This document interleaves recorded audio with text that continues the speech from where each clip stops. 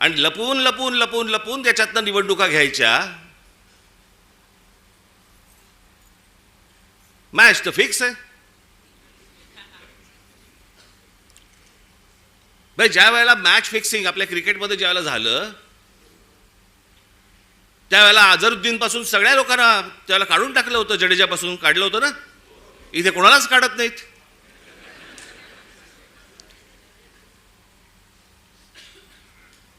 मुख्य निवडणूक आयुक्त काय सांगतात म्हणे, सीसीटीव्ही कॅमेरामधलं जे काही शूटिंग आहे ते म्हणे प्रायव्हेट आहे. प्रायव्हेट काय काय काय त्यांनी शब्द वापरला? हा, त्याची प्रायव्हसी. प्रायव्हसी कसली आली?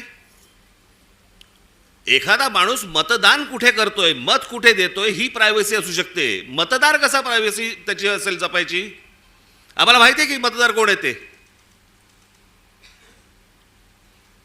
जे पटत नाहीत, जे पचत नाहीत असे कोणते तरी उत्तर द्यायची आणि त्याच्यात त्या सगळ्या भानगडीमध्ये या सगळ्या निवडणुका घ्यायच्या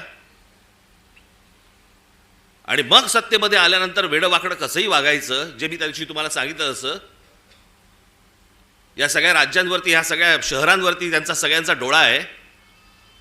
बाकीचे सगळे तर गेलेच आहेत घरंगळत. आजची बातमी, आजची किती आपण आपला सगळा स्वाभिमान किती गहाण टाकायचा, याला काही मर्यादा?